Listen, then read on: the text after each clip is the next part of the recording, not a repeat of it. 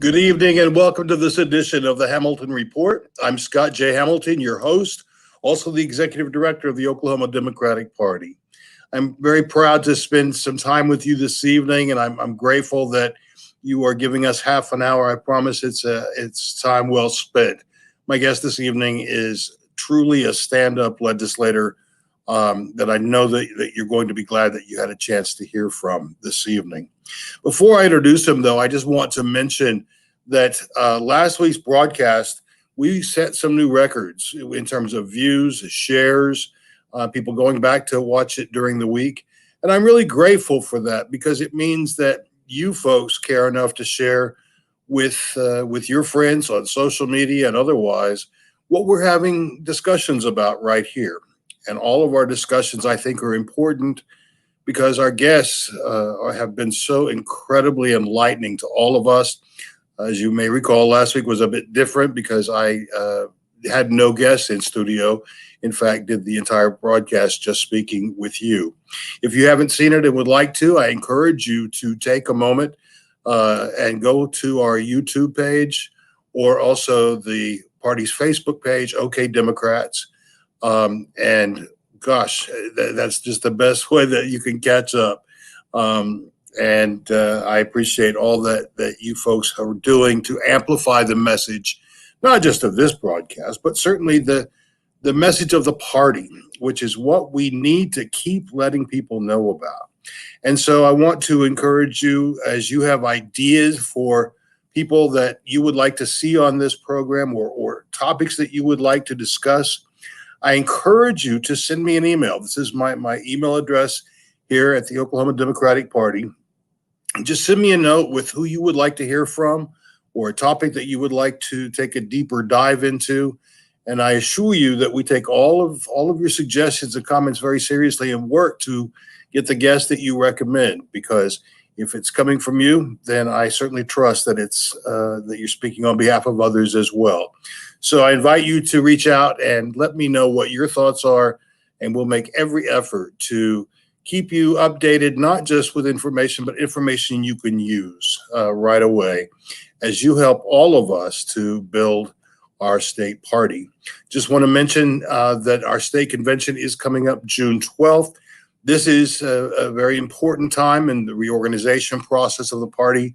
Every 2 years, we elect positions for the party, and we will be doing so again on June 12th, electing or re-electing chair, vice chair, secretary, and treasurer, as well as 4 affirmative action officers. And these are folks who will lead the party for the next 2 years. There was a great debate this past weekend sponsored by the city officers. All the congressional district officers participated in that. And I want to say thank you to each of them for making that happen. It was really well done. So with that, I am very, very happy to introduce to you someone that I just admire so much. He does a great deal for the people, not just in his House district, but for all of us in Oklahoma. It's my privilege to welcome to the Hamilton Report Representative John Waldron. John, good evening and welcome to the program. Good evening, Scott. I'm really glad to be here today. Thank you for inviting me. Yes, jokingly. As you can see, I'm here in my rolling campaign unit. The reason that he's in his car is because that's the only place he can find a little bit of peace and quiet, because this is budget week. And I have to tell you something.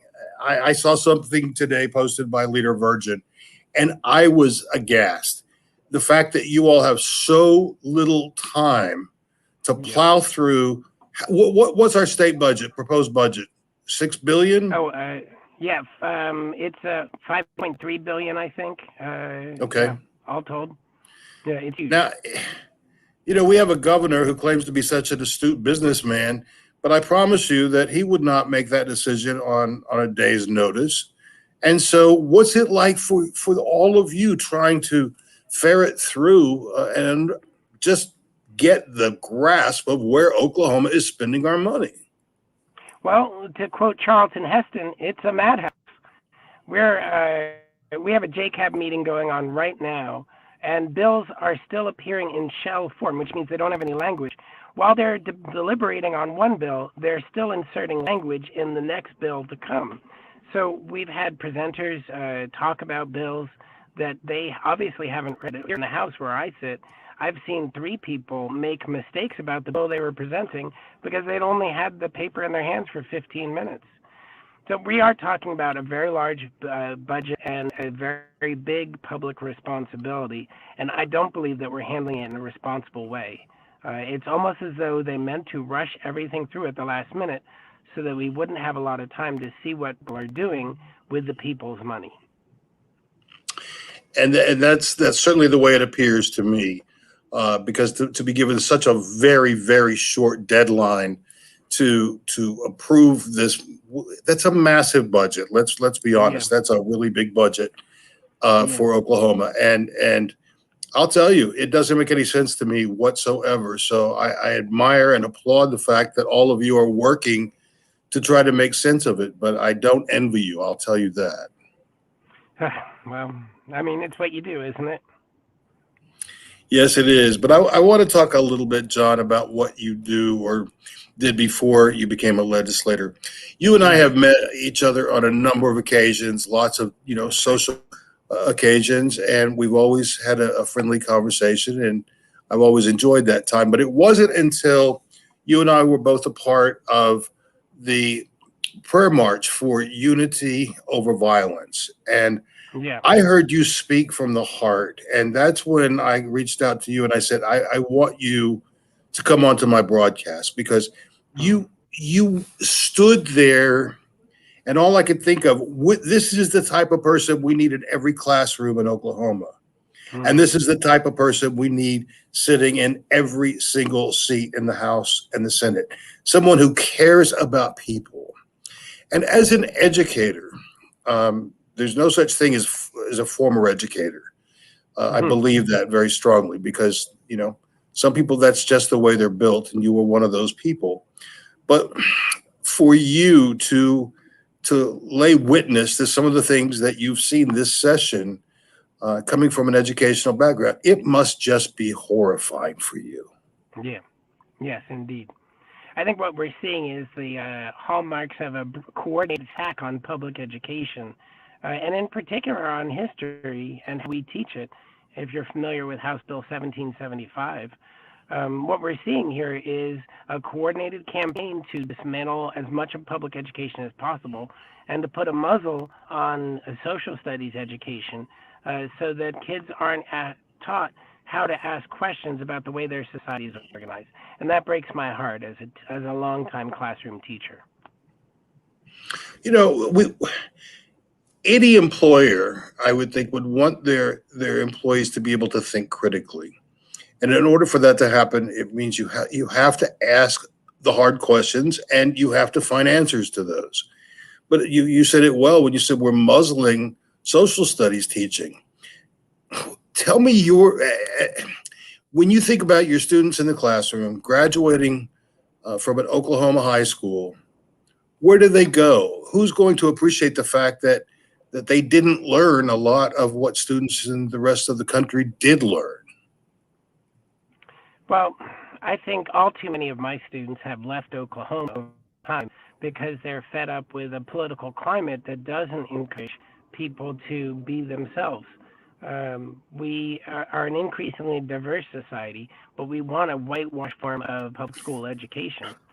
I think employers do like to have employees that can think critically. I think political leaders don't always like the voters to be able to think critically, because if they do, it becomes harder to sell them a bill of goods. Well, it actually does. And when you consider the fact that we build prisons today, or plan to build prisons based on reading scores in third grade, because if a kid doesn't learn to read by third grade, then they count on that child growing up to be in institutionalized. Right. And so how do you combat this day in and day out to raise the level of, I'm going to use the word critical thinking with your colleagues, so that you're not the lone wolf out there. How do you convince them? How do you have these conversations with people who are so rigidly against good quality public education? Well, I think Democrats are a small fraction of the membership of the House, but they are still half the conversation. And if you observe our cities on the floor, you see it's the Democrats who ask the tough questions. It's the Democrats who rise to debate. And it's the Democrats who make the authors of bills rationalize what they're doing. We're at a time in the session where I think a lot of legislation is going to get rammed down our throats, but it's still going to be the Democrats who make things, and the Democrats who communicate with the people about what's really going on in the Capitol. And we're just going to have to keep doing that and keep doing that until things change. I also think that it's useful and important to build relationships, to get members on the other side of the aisle to think more carefully about what their own leadership is doing. And on several occasions, we've been able to change that into doing the right thing by pointing out the ideological inconsistency of their positions, or by pointing out that how the legislation they're supporting just isn't good for the people of Oklahoma. Well, and that can't be an easy conversation to have. So thank you for having those difficult conversations. You mentioned that Democrats are half the conversation, and I really like that perspective.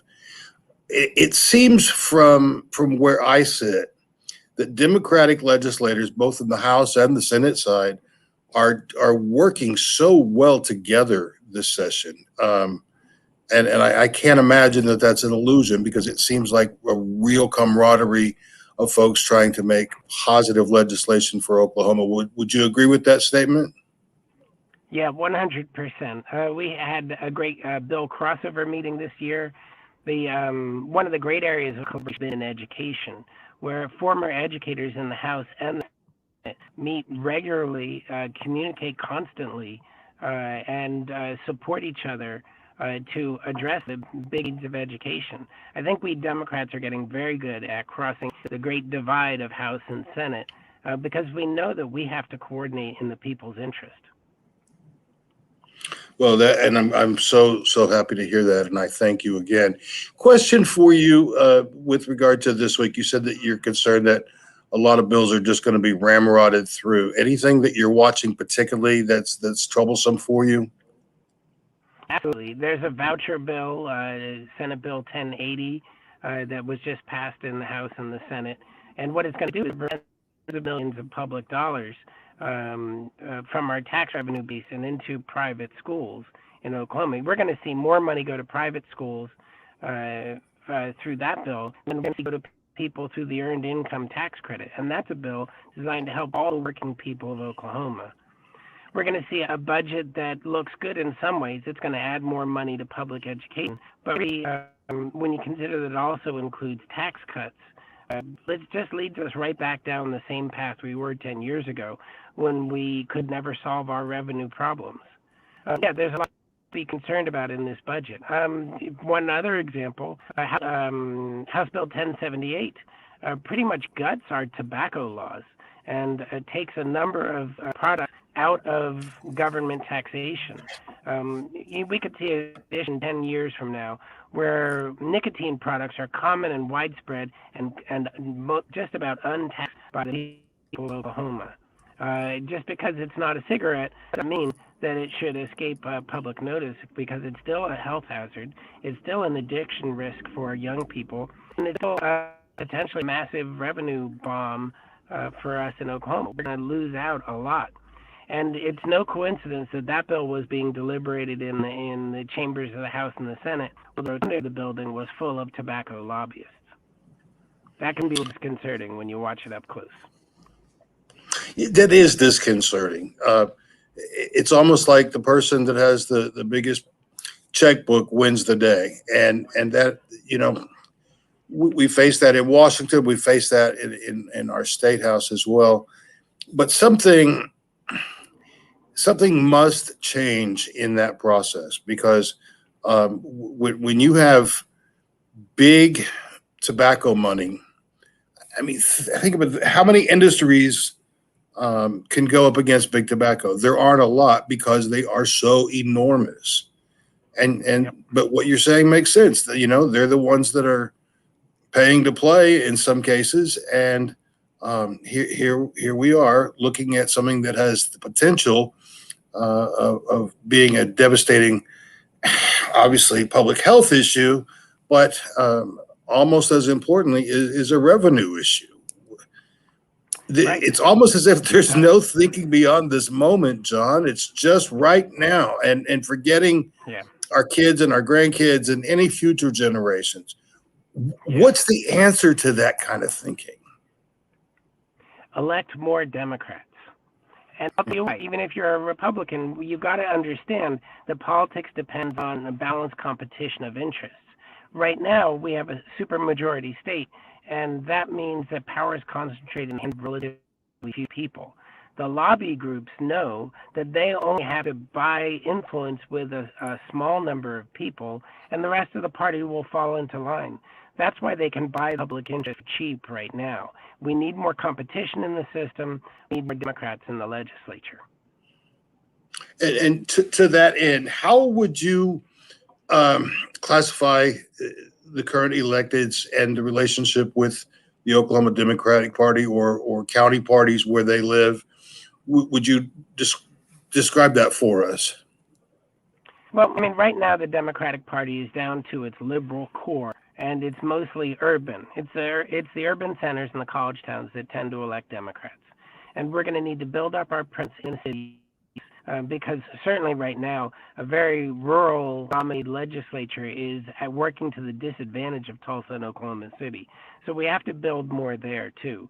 But we can't concede statewide either, and there's lots of ways that the current supermajority state works against the interests of people across the state.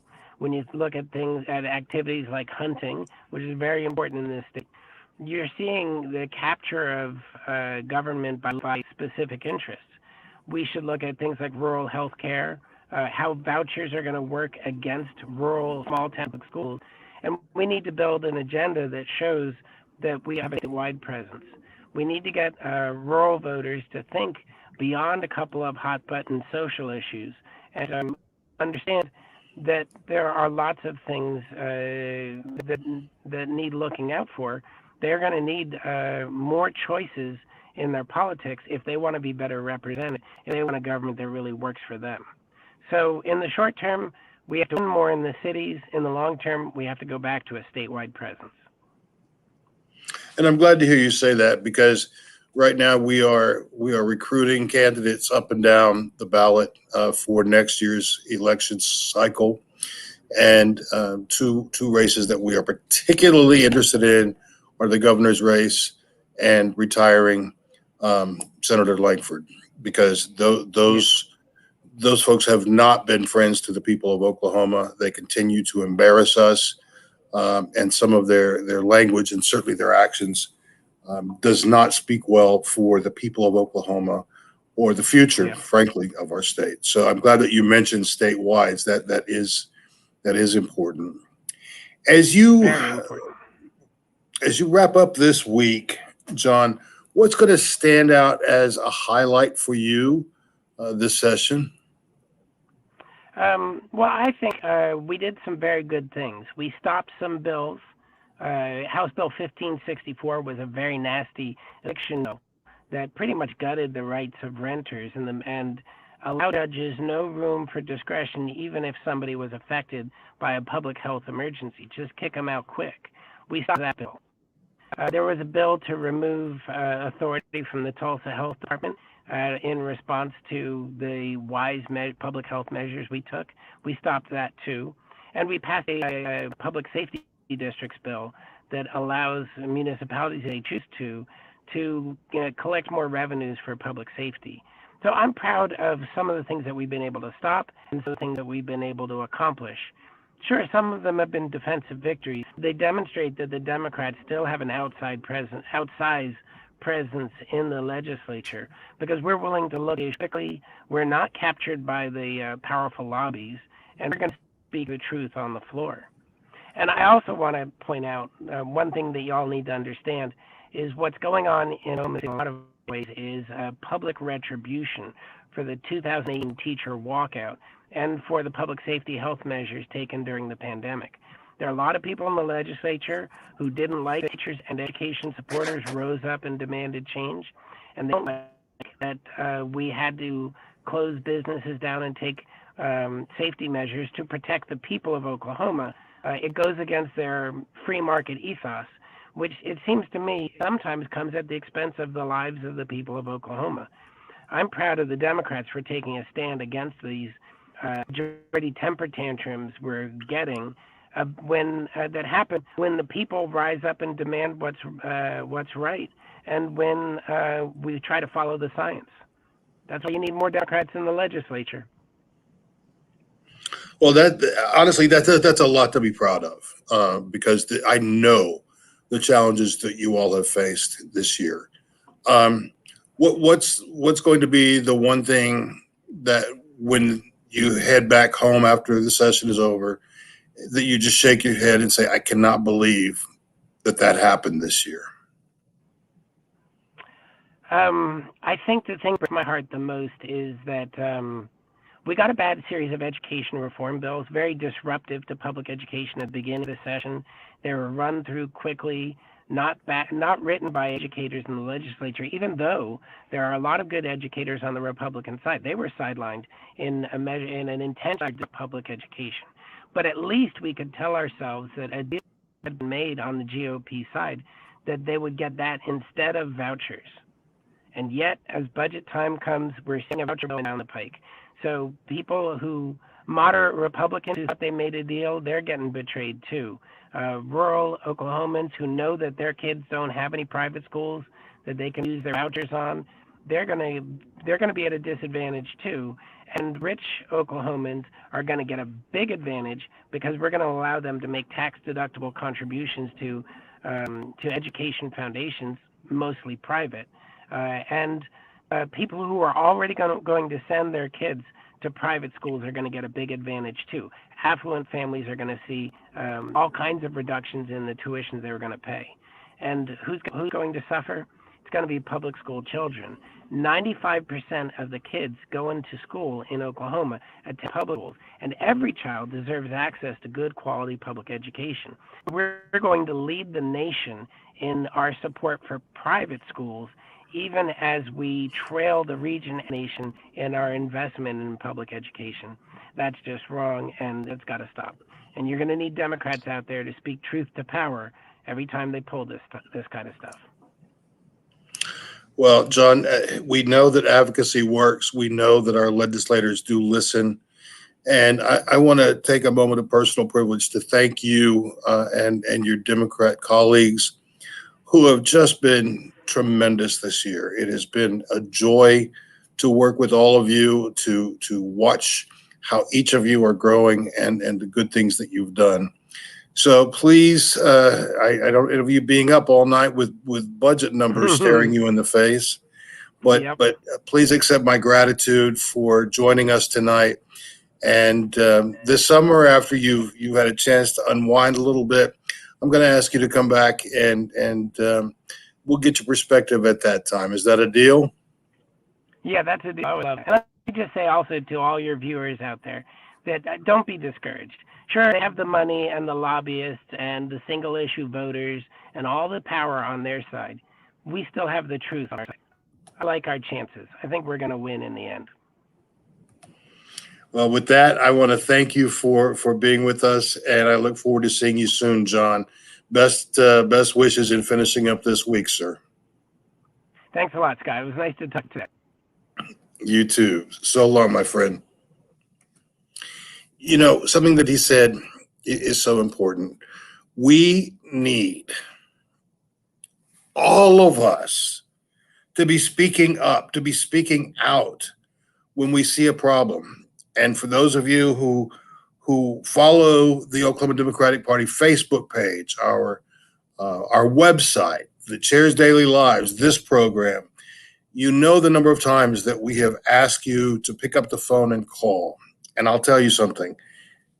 Democrats have done a yeoman's job this year of calling the governor's office, of calling their Republican and their Democratic legislators, of saying, this hurts my family, or please support this because we need this in Oklahoma. And I just want to say again that every call they receive is logged.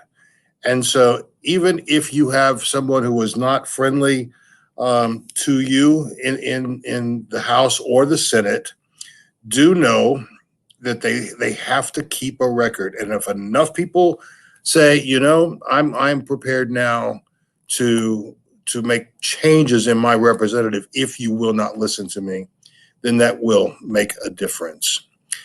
It takes all of us. It takes all of us financially and emotionally and physically, our time, our talent. And when I say emotionally, I just want to say to all of us, and this is something that I'm taking to heart as well, as we prepare for state convention, which happens on the 12th, a reminder that all of us are still Democrats on the 13th. And so as we learn about the candidates for our state offices, as we come to understand what their visions are, their dreams are, their goals are, their positions, then take that information and use that well to make your decision on who you will support. If you're a delegate, then obviously who you will vote for. But do keep in mind that we are a big tent party and we need every voice, we need everyone. And so please, again, this is as much for me as it is for you. Let's just try to be kind to one another because we have a lot of work to do after we elect our officers. That is not when the work ends, it's when it begins anew. And there's a lot to happen between now and next November, and we need you to be involved. I thank you so much for tuning in this evening, and as always, I appreciate the fact that you could have spent this time anywhere, and yet you chose to spend it here with us, talking about issues that are important to Oklahomans, all of us, and Representative Waldron did a great job in speaking the truth on what we need to think about when it comes to education and our funding of it, and the way that we right now appear to be going in the wrong direction, but yet it's one that we can right. Until next Monday, I ask that you take good care of yourself. Join us every day at 4:15 on Facebook for a live update. And obviously, you could always go to our Facebook page, our website, okdemocrats.org, or check out our YouTube videos at youtube.com/okdemocrats. On behalf of all of us at the Oklahoma Democratic Party and the Hamilton Report, again, my thanks for being with us this evening, and I'll see you right back here at 7 o'clock next Monday evening. Good night.